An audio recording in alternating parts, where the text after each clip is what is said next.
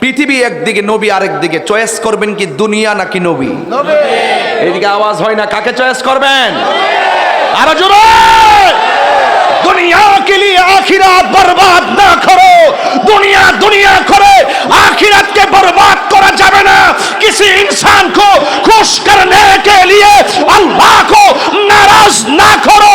दुनियार कोनो মানুষকে খুশি করতে গিয়ে আল্লাহকে বেজার করা যাবে না। দুনিয়ার কোনো মানুষকে খুশি করতে গিয়ে আমার রাসূলকে বেজার করা যাবে না। যারা আল্লাহকে খুশি করবে, রাসূলকে খুশি করবে, উলাইকা হুমুস সাদিকুন।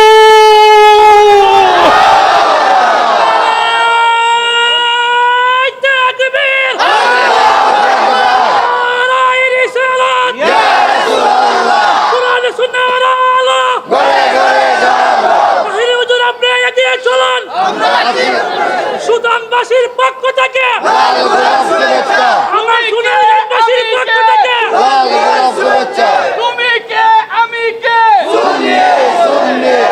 আল্লাহু আকবার বলেন না কেন? আরো বড় করে আল্লাহু আকবার। কষ্ট হচ্ছে আপনাদের? দুনিয়া ছেড়ে দিব, রাসূল ছাড়তে পারবো না। জীবন দিয়ে দিব, অন্যায়ের কাছে মাথা নত করব না। প্রয়োজনে রক্ত ফেলে দিব, কিন্তু ওলি আল্লাহর বিরুদ্ধে অবস্থান করব না। কোরআনের বিরুদ্ধে কথা বলবো না। কোরআন বিদ্বেষীদেরকে ছাড় দিব না। ইসলাম বিদ্বেষীদেরকে ছাড় দিব না। নবী বিদ্বেষীদেরকে ছাড় দিব না। ওলি আল্লাহ বিদ্বেষীদেরকে ছাড় দিব না। রক্ত দিয়েছি, আরো রক্ত দিব। কথা বলেন ঠিক কিনা বলেন? তাহিরিকে হামলা মামলার ভয় দেখে লাভ নাই। এখানে ঈমানের পরিচিতির প্রশ্ন এসেছে। এই দুনিয়া তুচ্ছ, মুস্তাফার মহব্বত আমাদের কাছে সবার শ্রেষ্ঠ, সবার শ্রেষ্ঠ, সবার শ্রেষ্ঠ। ঠিক কিনা বলো?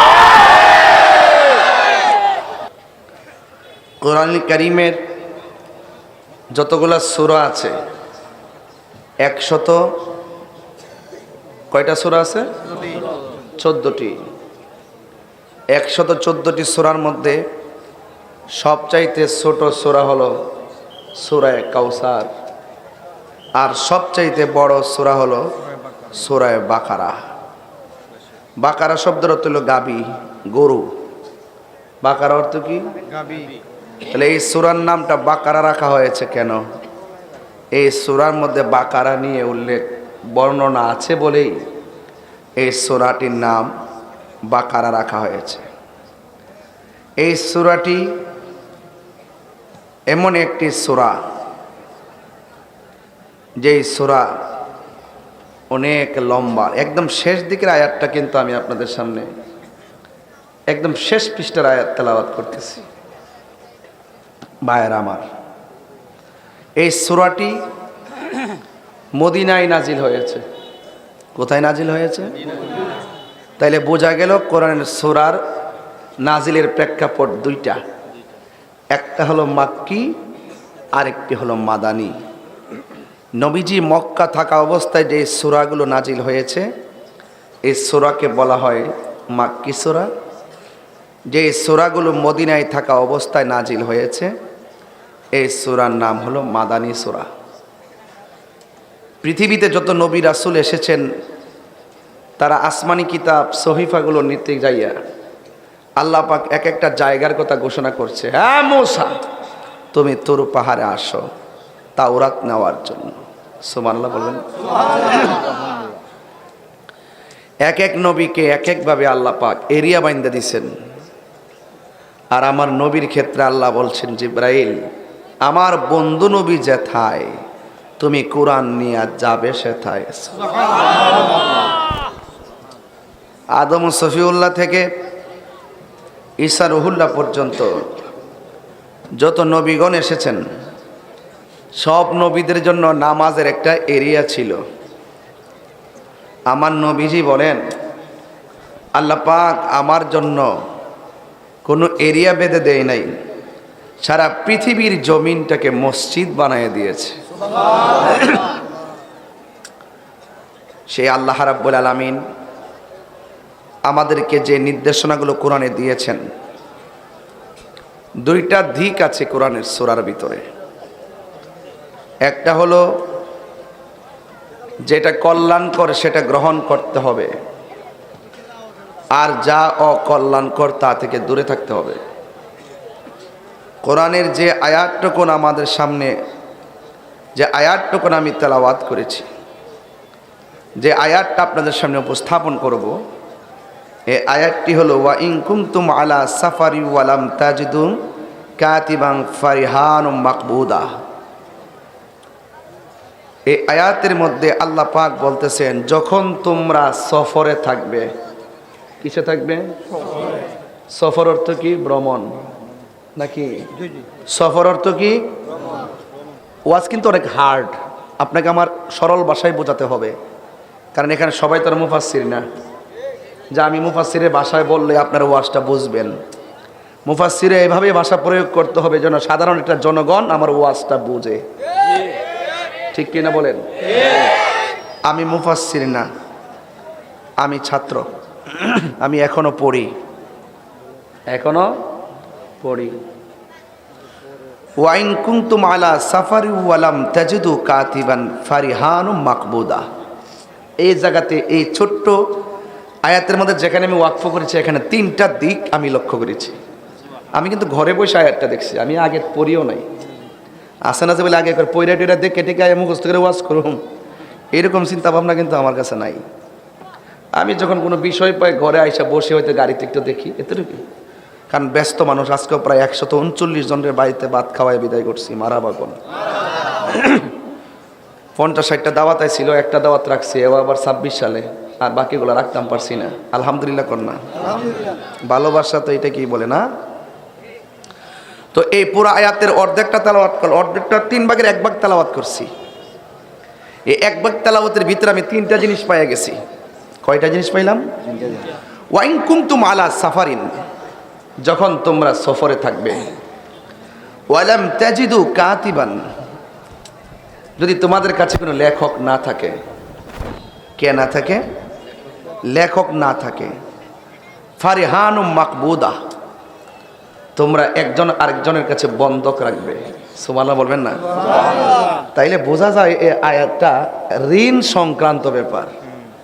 একজন আরেকজনরে আমরা যে টাকা ধার দেই, একজন আরেকজন যে টাকা দেই, মনে করেন যে 2 জন গাড়ির মধ্যে আছি, একজন বলছে ভাই আমার কিছু টাকা দেন, আমি বললাম যে ঠিক আছে দিলাম। এখন যে সে যদি কয় টাকাটা যে দিয়েছে তার প্রমাণ কি, এই মুহূর্তে কি করতে হবে? ঠিক আছে তুমি আমার মোবাইলটা রাখো। কি রাখো? মোবাইলটা। অথবা তুমি আমার একটা সম্পদ রাখো, এর বিনিময় হইলো তুমি আমার এটা বন্ধক রাখতে হইলে আমার কিছু টাকা দাও। ফাইন আমিনা বাদুকুম বাদা, যদি তোমরা একে অপরকে বিশ্বস্ত মনে করো, যদি একে অপরকে বিশ্বস্ত মনে করো। এই আয়াতের 4 নম্বর স্টেপ থেকে আমি বুঝতে পারতেছি যে ওয়াদের বিষয়টা প্রাসঙ্গিক, কারণ শুরুতেই লেখছেন ইমানের পরিচিতি। জোরে কন্যা সুবহানাল্লাহ। তো মুমিন যারা, তারা বিশ্বস্ততা রক্ষা করবে। এখানে এরপরের একটু আয়াত আছে, আমি একটু আপনাদেরকে বলতেছি। ফালিউআদ্দিল্লাযী ইতুমিনা আমানাতাহু। সুবহানাল্লাহ বলবেন না? আরো বড় করে বলেন না সুবহানাল্লাহ। ওই যে যেটা বলছিলাম আমানাতাহু, এই অর্থটা গড়ে দেখে বুঝছে যে আমানত মানে হলো আপনার কাছে সম্পদ রাখছে এমন না। আমানত অর্থ এখানে হলো ঋণ। ঋণ এখানে আমানত কিসের অর্থ দিয়েছে? ঋণের অর্থ দিয়েছে। আদায় করার ক্ষেত্রে আমানতদারি তা রক্ষা করতে হবে। কেন? ওয়াল ইয়াত্তাকিল্লাহু রাব্বাহু, ইয়াত্তাকিল্লাহু রাব্বাহু, আল্লাহ রাব্বুল আলামিনকে ভয় করা। এবং আমরা আল্লাহকে ভয় করতে হবে, কারণ ভয় করা আরেকটা জিনিস এখানে ভেঙে দেই। ভাঙ্গাটা হলো যে আমরা যে আমানত একজন একজনের কাছে রাখি, আপনারা জানেন যে গোটা বডিটা আছে না, আমাদের অঙ্গ প্রত্যঙ্গের মহারাজা আছে একটা। আমি আপনার কাছে আমানত রাখছি, কেউ জানে না, কেউ দেখে নাই, এটা সম্পূর্ণ আপনার বডির সাথে সম্পর্ক না, এটা আপনার অন্তরের সাথে সম্পর্ক। আরো বড় করে বলেন না সুবহানাল্লাহ। আমি আমার মতো করে বলতেছি, ঠিক আছে তো ইনশাল্লাহ? আমি আমার মতো করে বলতেছি আর কি। তো আপনার সাথে আমার লেনদেন হয়েছে, এটা আপনার বডির সাথে সম্পর্ক না, এটা আপনার অন্তরের সাথে সম্পর্ক। কিসের সাথে সম্পর্ক? অন্তরের সাথে। তাহলে অল বডির একটা মহারাজ আছে, এই মহারাজের নাম হলো কলব। মহারাজের নাম কি? কলব। কি? কলব। বুখারী শরীফের মধ্যে একটা হাদিস, আল্লাহর হাবিব সাল্লাল্লাহু আলাইহি সাল্লাম কিছু নেওয়ার সময় তিনি এক ইহুদির কাছে, বুখারী শরীফের হাদিস, এক ইহুদির কাছে তিনি তার যুদ্ধের যে বল্লম বন্ধক দিয়ে ঋণ নিছেন। নবীর কি ঋণের প্রয়োজন আছে? এটা হলো উম্মতকে শিক্ষা দিলেন, এটা উম্মতকে শিক্ষা দিলেন। আসেন আর একটু সামনে যাই। আর একটা জিনিস আমার কাছে একটা দলিল বলি, যুবক ভাইরা আমার, আরেকটা হাদিস আমি একটু কোট করেছি, রাসূল পাক সাল্লাল্লাহু আলাইহি ওয়াসাল্লামের হাদিসটা। বলা হয়েছে, আলা, সাবধান। আলা অর্থ কি? সাবধান। ওয়া ইন্না ফিল জাসাদি মুদগাতান, তোমাদের শরীরের ভিতরে একটা টুকরা আছে। সুবহানাল্লাহকে দুই দিন পরে বলবেন।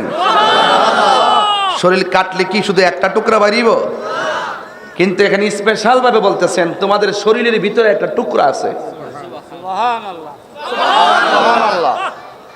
বলতেছেন ইজা সলাহাত সলাহা, যখন ইজা সলাহাত, যখন ওই টুকরাটা শুদ্ধ থাকবে, ওই টুকরাটা ভালো থাকবে, সলাহাল জাসাদু কুল্লুহু, তখন তোমার বডির মধ্যে যতটা অংশ আছে সব ভালো থাকবে। পরিষ্কার? এই পর্যন্ত পরিষ্কার তো? তাহলে ঋণের সম্পর্ক কি বডির সাথে না হৃদয়ের সাথে? আমি একজনকে টাকা দিলাম, লেনদেন করলাম, দলিল টলিল তো বড় কথা নয়, সবচাইতে বড় কথা হলো বিশ্বস্ততা। এই জন্য আল্লাহ পাক রব্বুল আলামিন বলেছেন, যদি কেউ বিশ্বাসঘাতকতা করে, ফা ইন্নাহু আসিমুন কলবুহু, সে যদি ওই কলবের সঙ্গে প্রতারণা করে, নিজেকে যদি গুনার দিকে দাবিত করে, মনে রেখো তুমি যেভাবে লেনদেন করা হয়েছে, তুমি যেইভাবে প্রতারণা করেছো, যদি তুমি বিশ্বস্ততা রক্ষা করো কিংবা তুমি ভঙ্গ করো, কি পৃথিবীর কেউ জানে না? একজন জানে। ওয়াল্লাহু আলিমুম ওয়াল্লাহু বিমা তা'মালুনা আলিম। আল্লাহ পাক রব্বুল আলামিন তোমাদের যা কর্ম আছে সব সম্পর্কে অবগত আছে। সুবহানাল্লাহ। তাইলে বোঝা গেল বাঁচার কোনো রাস্তা, বাঁচার কোনো রাস্তা নাই। আমি আরো দেখলে আরো ভালো বলতে পারতাম, যতটুকু পারি ততটুকু বলতেছি। আসেন, আল্লাহর হাবিব বলেন, আলা সাবধান, ওয়া ইন্না ফিল জাসাদি মুদগাতান, নিশ্চয়ই মানুষের বডির ভিতরে একটা টুকরা আছে, গোশতের টুকরা আছে। ইজা সলাহাত, যদি ওই টুকরাটা যদি শুদ্ধ থাকে, ভালো থাকে, সলাহাল জাসাদু কুল্লুহু, ওই বডির ভিতরে টুকরাটা ভালো থাকলে গোটা শরীরটা ভালো থাকে। ওয়া ইজা ফাসাদাত, আর যদি সেই টুকরাটা নষ্ট থাকে, জরাজীর্ণ থাকে, খারাপ থাকে, আল্লাহর হাবিব বলেন ফাসাদাল জাসাদু কুল্লুহু, আল্লাহর হাবিব বলেন ভিতরটা যদি খারাপ থাকে অল বডিটা খারাপ হয়ে যায়। চিৎকার মেরে কন্যা আল্লাহু আকবার। এরপর আল্লাহর হাবিব বলেন, আলা সাবধান, ওই টুকরাটা কি জানোনি? ওই টুকরাটা হলো ওয়াহিয়াল কলব, ওই টুকরাটা হলো কলব, ওই টুকরাটা হলো কলব। বান্দা যখন একটা গুনাহ করে কলবের মধ্যে একটা কালো দাগ পড়ে যায়, বান্দা যখন দুইটা দাগ গুনাহ করে ওই কলবের মধ্যে দুইটা দাগ পড়ে যায়, বান্দা যখন তিনটা গুনাহ করে ওই কলবের মধ্যে তিনটা গুনার দাগ পড়ে যায়। পৃথিবীর কোনো উপাদান দ্বারা ওই দাগ পরিষ্কার করা যায় না। ওই দাগ যদি পরিষ্কার করতে হয় একমাত্র একজনের জিকিরের মাধ্যমে সেই জায়গাটা পরিষ্কার হয়ে যায়। জবানটা খুলে বলুন তিনি কে? এই জন্য যুবক ভাইয়েরা আমার,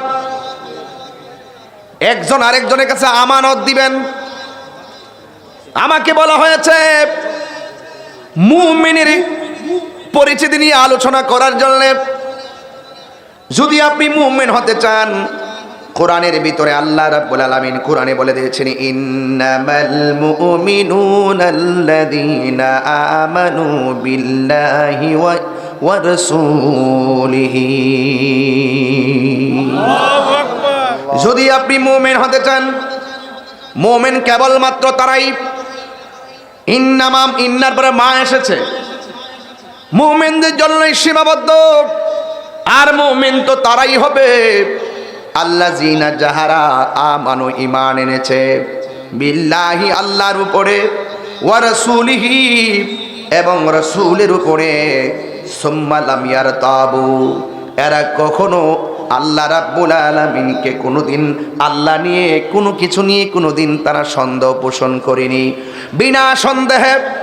বিনা সন্দেহের অবকাশে যেই মানুষটা আল্লাহকে না দেখো বিশ্বাস করে, যেই মানুষটা না দেখো নবীর জন্য জীবনটা দিয়া দেয়, আল্লাহ রাব্বুল আলামিন বলতেন সুম্মা লাম ইয়ারতাবু, যাদের সম্পর্কে সে কোনোদিন সন্দেহ করেনি, ওয়াজাহাদু এবং তারা জিহাদ করেছে, চেষ্টা করেছে।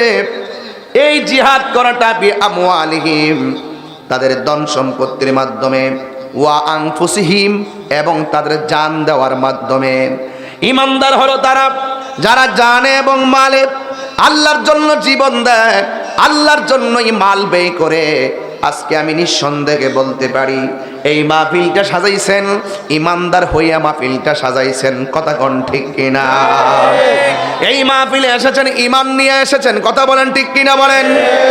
এ যুবক অনুরোধ করে বলে দিয়ে যাই, এই মাহফিলটা সাজাইছেন জানে মালে, অনেক পরিশ্রম করেছেন। ঈমানদারের সংজ্ঞা দিতে গিয়ে আমার আল্লাহ রাব্বুল আলামিন বলে দিয়েছেন, আমার আল্লাহ রাব্বুল আলামিন সূরা হুজরাতের মধ্যে আমার আল্লাহ চমৎকার ভাষায় বলে দিয়েছেন, ওই ঈমানদার হলো তারা যারা জানে এবং মাল দিয়া আল্লাহর পথে জিহাদ করে। আল্লাহ রাব্বুল আলামিন বলেন যারা আল্লাহকে বিশ্বাস করে আর কাজে বাস্তবায়ন করে, যারা নবীকে বিশ্বাস করে আর কাজে বাস্তবায়ন করে, আল্লাহ বলেন উলাইকা হুমুস সাদিকুন।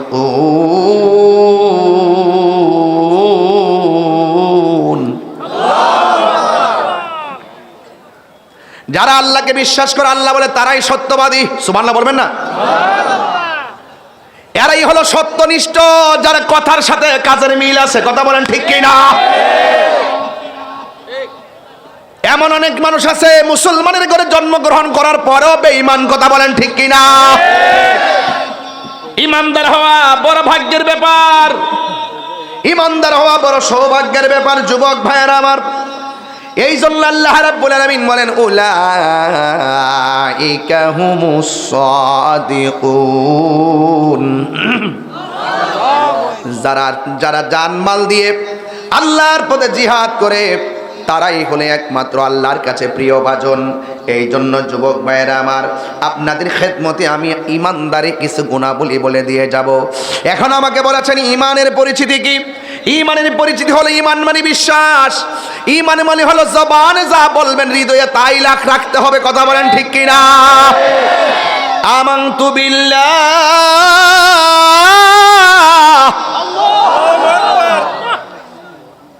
বিশ্বাস করব কাকে? আরো জোরে বলেন কাকে? আল্লাহ বলা হয়েছে আমরা আল্লাহকে বিশ্বাস করি, ফেরেশতাদেরকে বিশ্বাস করি, তাকদীরকে বিশ্বাস করি, আখিরাতকে বিশ্বাস করি, ফেরেশতাদেরকে বিশ্বাস করি, নবী রাসূলদেরকে বিশ্বাস করি। এই বিশ্বাস করার নামই হলো ঈমান, কথা বলেন ঠিক কিনা?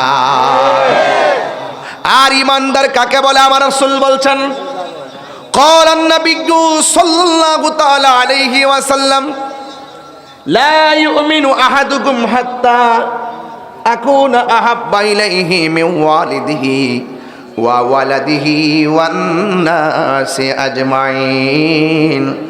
আল্লাহ রাব্বুল আলামিন কোরআনে বলে দিয়েছেন, হাদিস শরীফের মধ্যে নবী বলতেছেন ঈমানদার সেই ব্যক্তি যেই ব্যক্তি মায়ের চাইতে আমি নবীকে বেশি ভালোবাসবে, সন্তানের চাইতে বেশি ভালোবাসবে, ওয়ান্নাসি আজমাইন সকল মানুষের চাইতে আমি নবীকে ভালোবাসবে।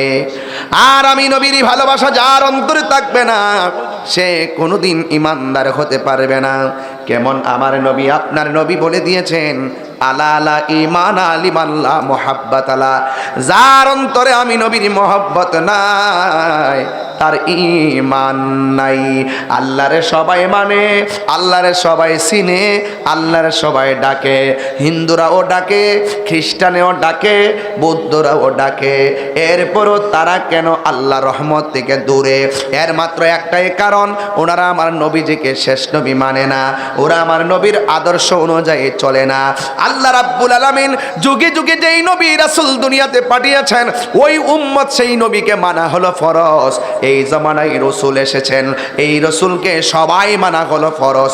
এই জন্য অন্য ধর্মের মানুষগুলা মানে না, এই জন্য তারা ইমানদার হতে পারে নাই। এই জন্য আল্লাহ বলছেন, ইন্নামাল মুমিনুনা আল্লাযীনা আমানু বিল্লাহি ওয়া রাসূলিহি। শুধু আল্লাহ মানার নাম নবী মানা নয়, নবী মানলেই আল্লাহ মানা হয়। নারে তাকবীর, নারে রিসালাত, আহলে সুন্নাত ওয়াল জামাত। আরো বড় করে বলেন আল্লাহু আকবার। আপনাদের কি ওয়াজ বুঝতে অসুবিধা হচ্ছে? আমি আগে বলছি, আমি ঠান্ডা ভাষায় কথা বলবো যেন সবাই ওয়াজটা বাড়িতে নিতে পারেন। পৃথিবী একদিকে, নবী আরেকদিকে, চয়েস করবেন কি দুনিয়া নাকি নবী? এইদিকে আওয়াজ হয় না, কাকে চয়েস করবেন? আরো জোরে। दुनिया के लिए आखिरत बर्बाद ना करो, दुनिया दुनिया करे, आखिरत के बर्बाद करा जावे ना। किसी इंसान को खुश करने के लिए अल्लाह को नाराज ना करो। दुनियार कोनो মানুষকে খুশি করতে গিয়ে আল্লাহকে বেজার করা যাবে না। দুনিয়ার কোনো মানুষকে খুশি করতে গিয়ে আমার রাসূলকে বেজার করা যাবে না। যারা আল্লাহকে খুশি করবে, রাসূলকে খুশি করবে, উলাইকা হুমুস সাদিকুন।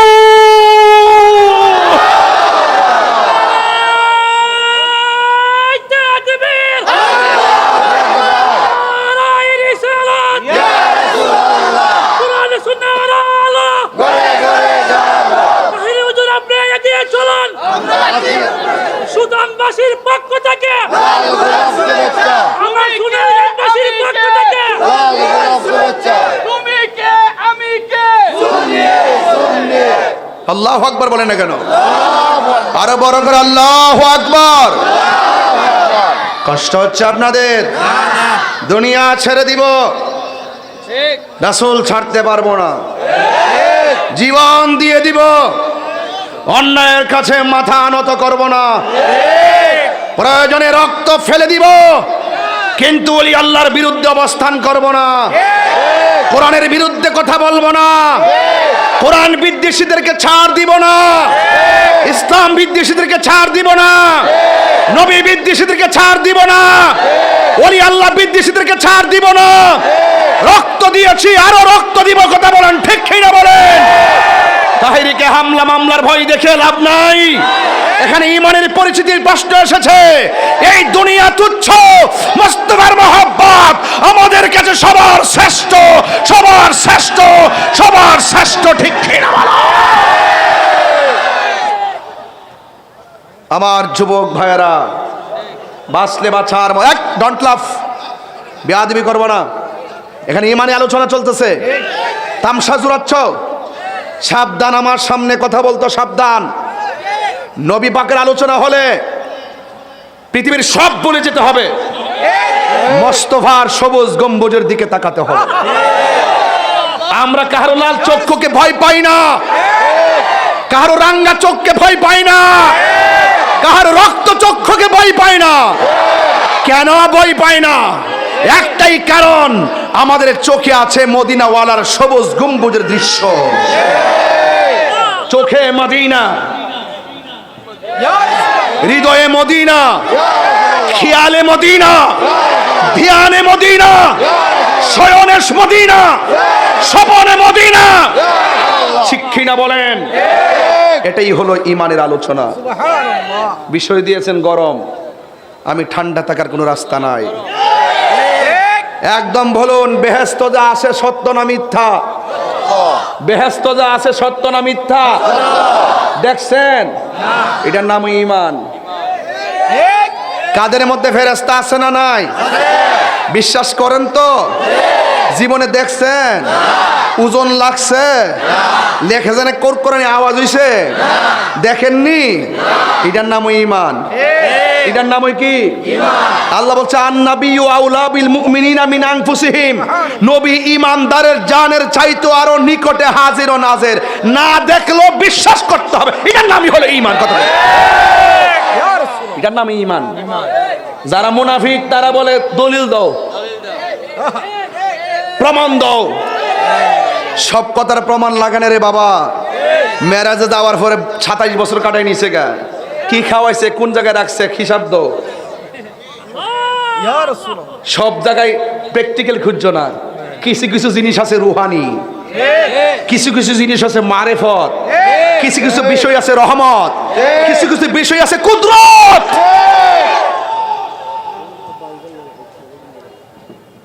আমার আল্লাহ আবারও বলছি শুনেন, وَجَاهَدُوا بِأَمْوَالِهِمْ وَأَنفُسِهِمْ فِي سَبِيلِ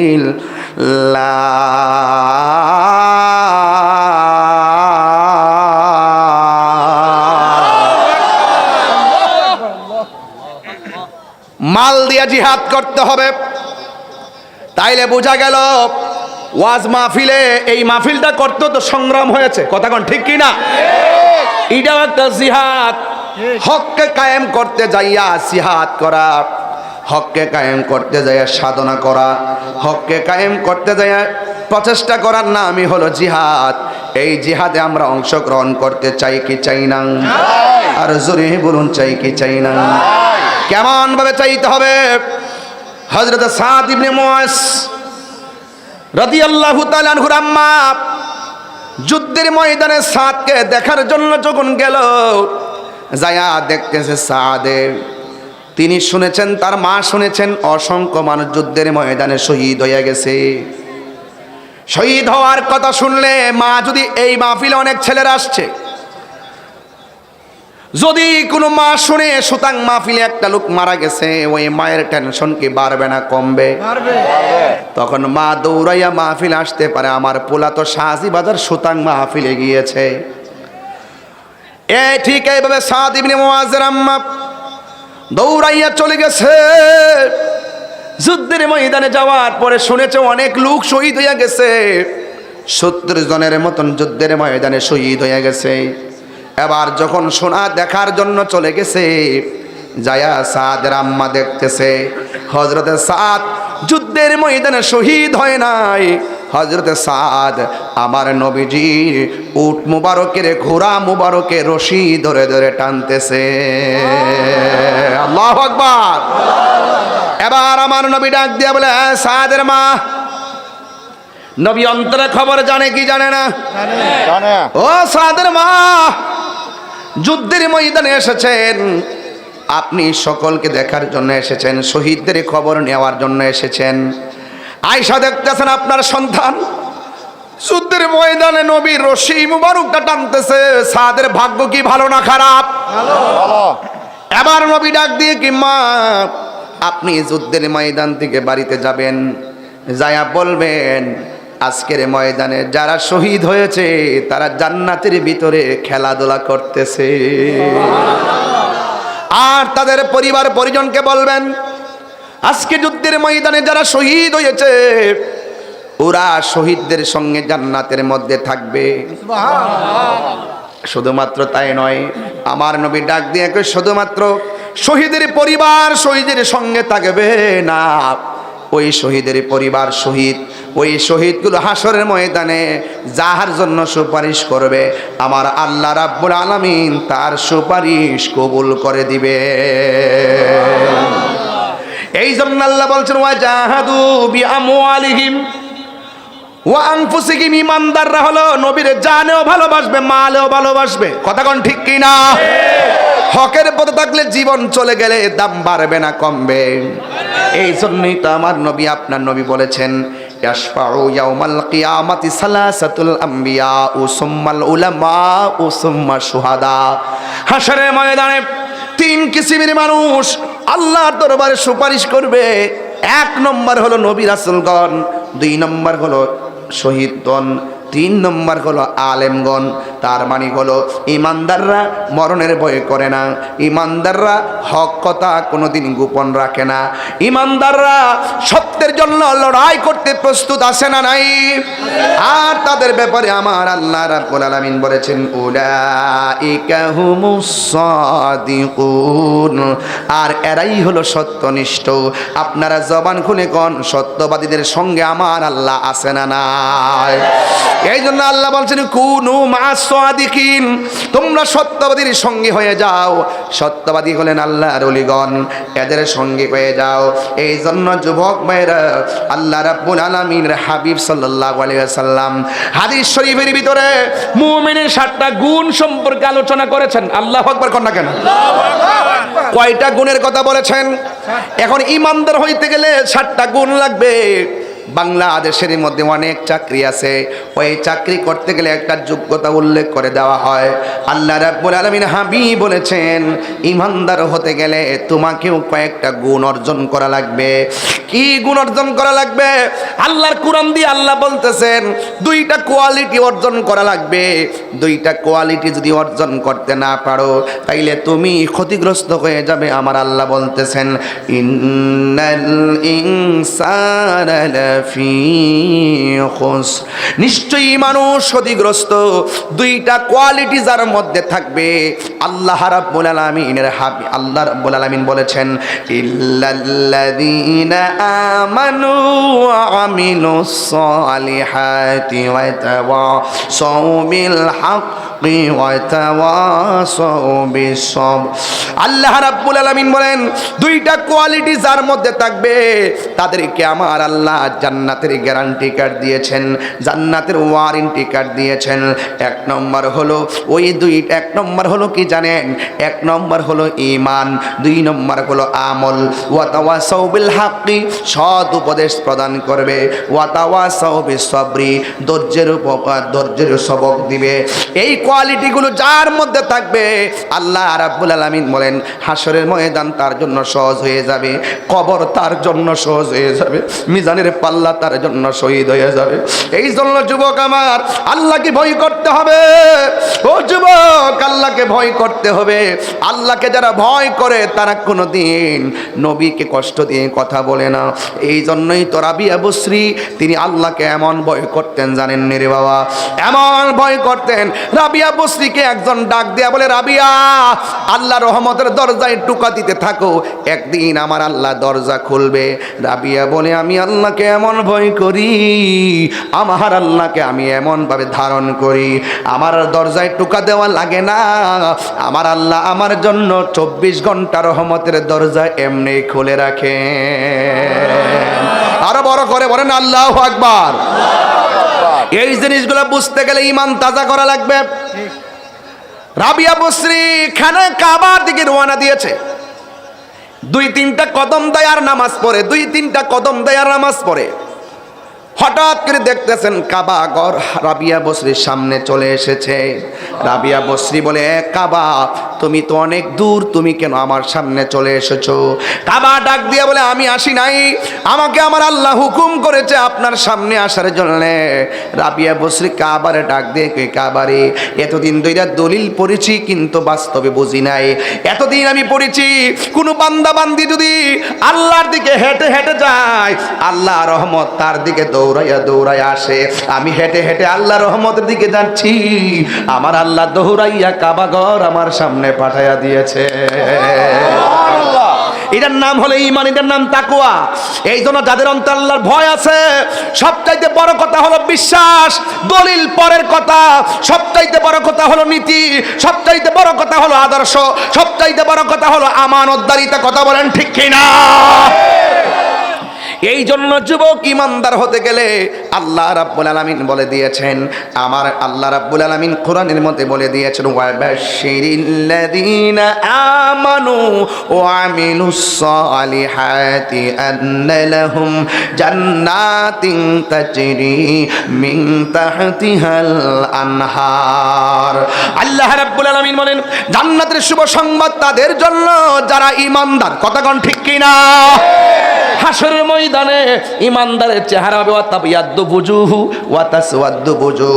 তাই হাসরের ময়দানে ইমানদারের চেহারা হবে আলোকিত আর বেঈমানদের চেহারা হবে কালো। এই জন্য তাফসীরের মধ্যে এসেছে ইমানদারের চেহারা, কাহারও চেহারা কালো হবে, কাহারও চেহারা হবে সুন্দর। তাফসীরের মধ্যে এসেছে ওয়াতাবিয়াদ্দু বুজুহুন, যাদের চেহারাটা আলোকিত হবে এরা হলো আহলুস সুন্নাত ওয়াল জামাআহ। আল্লাহু আকবার জোরে কোন। এই জন্য যুবক ওয়া তাসওয়াদ্দু বুজু, আর যার চেহারাটা কালো হবে এরা হবে শয়তানের পথ অবলম্বনকারী। এই জন্য আল্লাহ রাব্বুল আলামিন কোরআনের মধ্যে বলে দিয়েছেন আল্লাযিনা আমানু বিল্লাহি ওয়া রাসূলিহি, আল্লাহ এবং তার রাসূলকে মনে প্রাণে ভালোবাসার নামই হলো ঈমানদার। কথা কোন ঠিক কিনা? দেখা দাও রাসূলুল্লাহ তুমি। একটা গজল কি বলবো? কষ্ট হবে না তো আপনাদের? তাহলে আমার সাথে দিল মজায় বলতে পাগলামি করবেন না, হাসবেন না। রসুল্লাহ শান গাইবেন, দেখবেন ভাঙ্গা করে পড়ে আছেন, রসুল আপনার ভাঙ্গা করে দিদার দিয়ে দিবে। দুই সাইডটা কদম দিলে রাবিয়ার জন্য যদি কাবা আসতে পারে, আপনি কি বুঝেন না যে প্রেম বিলাইতে পারলে, প্রেম যদি বিলাইতে পারেন মদিনাওয়ালা সুতান ভাঙ্গা করে হাজির হয়ে যাবে। এই ইমানটা কার কার আছে একটু হাত তুলেন তো দেখে কার কার আছে।